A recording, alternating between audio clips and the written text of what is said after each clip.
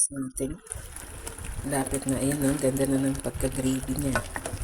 Yung sauce. Hindi pwede isang lata ng gatas maano, sobrang creamy. So, nilagyan ko pa ng konting tubig, hot water. Simmering na lang yan. Para mapalambot pa natin yung ating pork ribs. Malambot naman na siya actually. Yan, no, diba? Narinig ko na yung aking pork with gravy. Yan. Yan. I-remake natin yung aking ginawang pork with gravy sauce. Ito na magagamitin natin ngayon ay pork ribs. Ito na yung all-purpose flour ko. Tapos meron tayong butter, bawang sibuyas, ebap, paminta, toyo, asin, sweet corn, green beans, and carrots na may design. Yan. Bale, unahin natin ngayon. Yung naglagay ko ng konting oil, tapos konting butter. Iyan muna natin dyan yung ating, papabrown muna natin yung ating pork ribs. Yung pork ribs ko, pinakuluan ko na. Ito. Yan. Tapos pinutulo ko. Yan. Papabrown muna natin ng konti yan. Yan. Pag nag-brown na yan, ihuhulog natin dyan yung ating panggisa na bawang at sibuyas. Yan, hayaan lang muna natin yan dyan. Wala muna tayong panimpla. Kailangan na mag-brown lang siya. Ito muna saglit.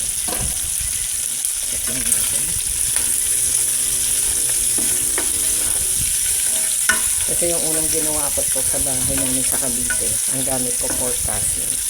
Ngayon, si sister ko nag-request nito, pero ewan ko kung dadalhin niya ngayon, pero lutuin ko na rin. Kasi meron na ako ng ingredients eh. Yan.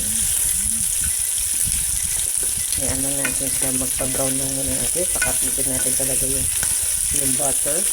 Saka pa-brown natin konti yung ating mga pork ribs. Masarap to, sigurado. Yan. Nagustuhan din ito ni mama. Dito ako proud ngayon. Tingnan mo, diba? Kaka-practice ko gumawa. Ang ganda na. Hindi na napuputol. Talagang ganda na ng shape. Tapos ito, sweet corn ko. Dalawa to eh. Dalawang buong sweet corn. Hinati ko ng ganyan. Diba? Parang cute. Sakto lang sa sukat yung mga gulay natin. Diba? Kompleto to. Parang ano yan. Di ba gagawa tayo ng gravy. Ayan, may iba.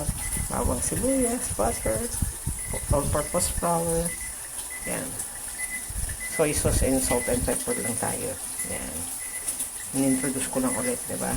Yung mga ingredients para hindi ko makakalimutan. Yan yung ginamit ko nung una. Ayan, nangangamoy na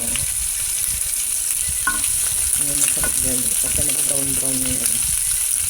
Ayan, may brown na ng konti. Ayan, may tosta. Ayan, yun ang kailangan natin. Medyo may tosta yan. Ayan, ganda ng kulay, diba? Pag ganito ang lutuan mo, bawal magasgasan. Ayan, ganda yan. So, continuous lang natin. Lagyan na natin pala ito ng konting salt and pepper. Yan, pag sinabing konti, ito yan. Konti lang. Yan. Para dyan palang may lasa na yan.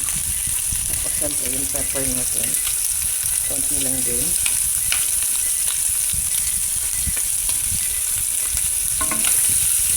Tuloy-tuloy lang ang pag-sisir. Pansir. Yan. Ewan ko kung naririnig niyo ako, pero ganyan lang yun. Tapos pwede na natin ilagay dito yung bawang sibuyas. Bali isang buong bawang yan. Tapos yung sibuyas isa't kalahati. Yan ang ginawa ko dyan. Yan natin. para mag-translucent yung ating sibuyas. Takpan muna natin.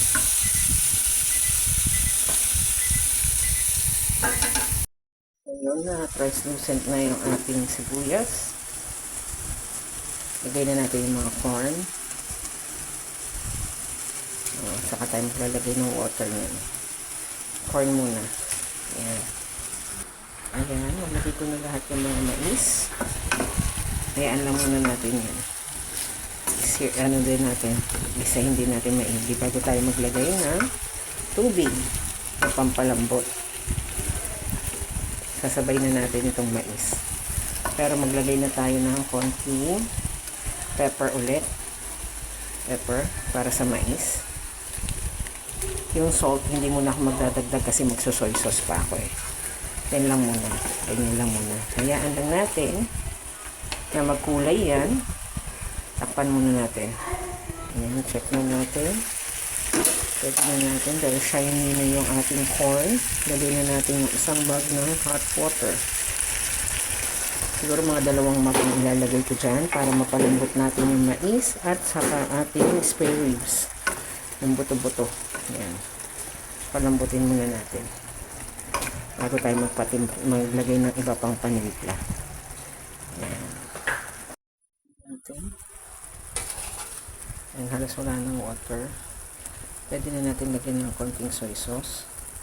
Siguro mga 1/4 cup of soy sauce yan. Let it simmer. Ayan. Simmer lang muna siya. Ayan, may konting sauce na lang siya. Papatuyuin talaga natin to saka tayo maglalagay ng ating ano. Hindi pwede maraming sabaw kasi gagawa nga tayo ng gravy. Kaya patuyuin na natin yan. So ngayon pwede na natin ilagay dyan yung ating mga carrots, yung carrot florets yan, diba? Ayan. Para masipsip din ito yung ating mga panimpla.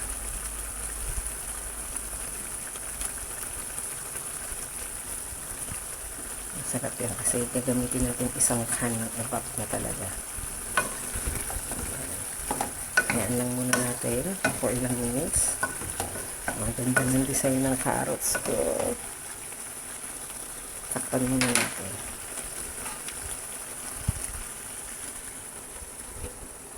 Ayan, check na natin.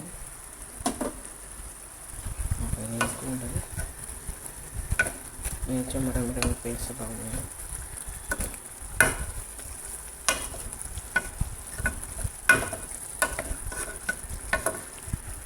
Tingnan natin yung ating green beans or baggy beans.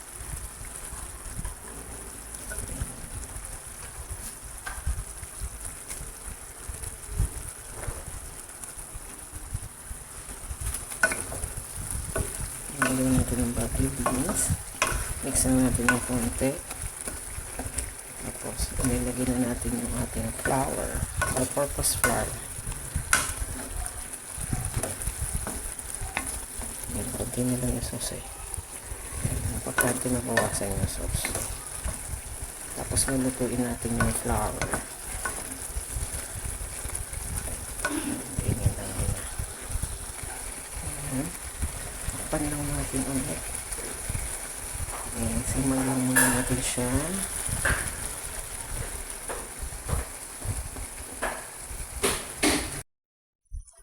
Lagyan na natin yung all-purpose flour. 2 tablespoon to. Spread lang natin maigi. Ayan. Tapos mix natin yung maigi dito sa atin pork ribs with the mixed veggies. Tapos pinaka-sauce nito lalagay natin yung milk. Lutuin lang natin ng maigi yung ating mga flour. I-mix natin maigi. Ayan, dahil na-mix na natin maigi yung ating flour, yung all-purpose flour, lagyan na natin yung ating milk.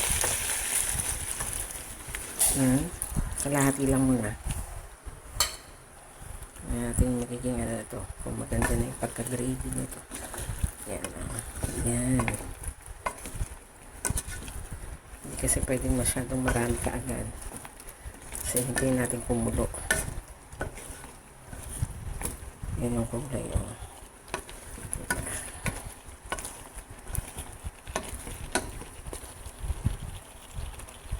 Yan lang muna natin kumulo.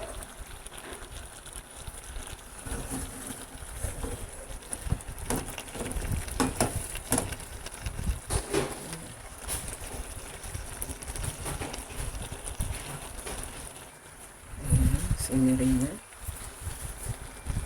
Ayan, ganda ng sauce. Ayan, hindi pwede mag-overpowering yung ating pagka-gravy nyo. Ayan, oh. Ayan. Ayan na natin lumambot pa yan.